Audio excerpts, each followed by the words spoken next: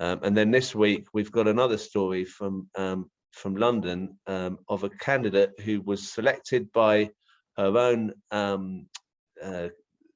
ward of Labour members to be the candidate in Rotherhithe. Sharon is on the call here. Sharon Noonan-Gunning. You were selected to be the candidate by Labour members in Rotherhithe. You are a grassroots activist, an academic on food poverty. At this time when there's this problem with food poverty, you'd be a great person to have on board. However, it seems that you were targeted because you had supported Jeremy Corbyn in a blog earlier, a couple of years ago, and the Labour bureaucrats decided that you might not be of a high enough standard to be the candidate. It just sounds like a humiliating experience. Do you want to tell people in a better way than I have what actually happened? Thank you, and thanks very much for giving me this space today. And thank you for giving my sort of local Labour Party members who voted for me, but also people in Rotherhithe who wanted me to stand as a community activist, for giving us this space, because that's for me what it's all about in the end. It's about democracy in the branch, but it's also about democracy in community and how communities trust or do not trust Labour out of what's happening. And the second thing that I'd say is that this isn't just happening to me. Like I listened to Janice Blackburn last week, and obviously she said it's happening around, she'd been deselected, but also there was a whole number of candidates around the northwest who had been deselected, and it's exactly the same in London. Then a whole number of London boroughs. Then it's Southwark, it's Haringey, it's Brent, it's Wandsworth, it's Camden. So even before, there were seven councillors deselected in Keir Starmer's constituency, even before the council process started properly. So it's happening all around London. So it's not just about me and the happenings to me. In other areas, there's been smeared, it's been following smears of anti-Semitism, and that's been enough to, the same as of Janice last week, that's been enough to remove either sitting councillors, or I think it's in Haringey, there's been, is it Haringey? No, Waltham Forest, there's been 4 sitting councillors deselected for different reasons. But the gist of it is that it's a process that's taking place. And in my own situation, it wasn't. I had broad support across Southwark Labour. The local campaigns forum, they interviewed me back in September. They said that I was. There was no concerns I was suitable to be a Labour candidate. I had 27 years Labour Party membership behind me. I'm a community activist in all sorts of ways. I've got a really good standing as a tenants leader. I've built TRAs. I have got regenerate, and a whole number of boxes that Labour wants, and I've got a PhD in food policy. And so in all these areas I have, I was sort of ticking boxes that were quite good for Labour. So the local LCF had no problems whatsoever. Then a concern was raised with the LCF, and so I was called for a re-interview with the local LCF. That re-interview was in October. There was no concerns raised there, so they were happy that I stand. And then so it went then to the selection, to the selections. And so I stood in Rotherhithe. I was selected in Rotherhithe. And in the initial vote, I beat one of the incumbent councillors. And then I also, the preferred candidate was lost to me as well. But I won, we won. And then the campaign started. And then so on the 1st of March, I was selected, democratically selected by the branch to be the candidate. And then on the 30th of March, or on the 16th of March, I was called in by region. So further complaints went into region, concerns went into region. That was about the misuse of social media, which it wasn't, and it was the same story, that there was a story of misuse of social media. The secretary of the local LCF was one of my witnesses. He made it clear that there was my level of misdemeanour on social media in Southwark is seen as a low level of misdemeanour, and most social media misdemeanours in Southwark are treated by social media training, and so they would just recommend that I would go for social media training, but that was the view of the local LCF. But of course the region that wasn't their view.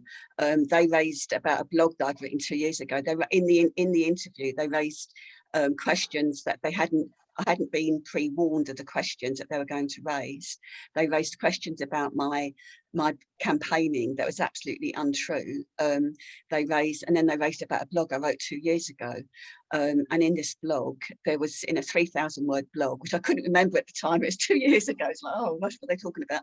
And it was one link that linked to an article that initially appeared in the Haldane Socialist Solicitors magazine, where the solicitor in this article puts the case for setting needs-based legal budgets, and that then became the main issue. Was about setting, and whether I supported setting legal, and it didn't matter how many times I said I do not support setting legal budget. So they just went through anything they could find to get you into hot water, really, for this, and then they took you to another test of whether you were suitable as a candidate, having found something that they had on you, and made that the reason for dropping you. Is that right? Yeah, that there's that locally, I'm in Neil Coyle's constituency. Neil Coyle is currently a suspended Labour MP, and I'm in his constituency, and in most constituencies there's a whole mix of people that for reasons of friendships or politics or cliques, they're there, factionalizing, or even just through friendships or through preserving their own local power, their local jobs in power, their positions locally. And so that's kind of what I was up against. And so and at my interview, what was interesting was that the LCF secretary was one of the witnesses. He said that the local LCF, they became concerned about the concerns that are being raised about me, such that they thought there was bullying taking place. And so that was the first time that I'd heard that that's what the local LCF felt. Wow. And I felt, well, that's true, because I didn't feel safe in my own space in Rotherhithe. And so, but I couldn't put my finger on it. But the point is that it's, so there's this mix of local ambition, regional and national, and it all comes together. And if at one level, there's... Can I just interrupt, because we're running a bit out of time, but I'm just thinking,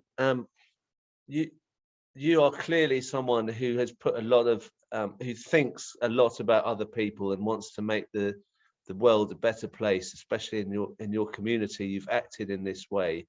You've been treated in a very underhand way by the Labour Party, and I can tell that you're still trying to get your head around it, because all of this information you're telling me, there's so many, it's like a trauma. It's like you're trying to get over a trauma, isn't it? I think that's what happens, yes, that people feel like that. But to be honest, it just drives me forward, because in the end, what this for me is about democracy in the branch. It's about democracy in community. It's about whether Labour is allowing community activists to have a voice within Labour. And if they don't allow community activists to have a voice within Labour, then what does that say? And so for me in Rotherhithe, it's about having the Rotherhithe community to have a voice within Labour. So there's big questions. So I do feel obviously upset about things, but that just drives me to say, this happens every day. It happens in work, it happens everywhere. But when it happens within, in your own, in political representation, when there's so much at stake with the cost of living, and with my work around the right to food, these are big questions that people are suffering malnutrition and hunger in their own communities. These are big questions that we have to bring into Labour at a local level. And so to be denied that, to me, it's not just me, it's a denial of the wider community to have that link with Labour, which is what I'm really concerned about. And the other thing is, you've been a member for so long, so it's not as if you've just joined the Labour Party. You've been a member for so long, and then to find that you're trying to apply your expertise and your energy into something, and then to be told you're not suitable, especially to be told you're not good enough, is a humiliation and an embarrassment. And I just want to say, everyone on this call is fully behind you and supports you, and you have our solidarity. And thank you very much for coming on, and I hope you can come on again. We've got a whole load of hurt people on this show who every week are getting more people.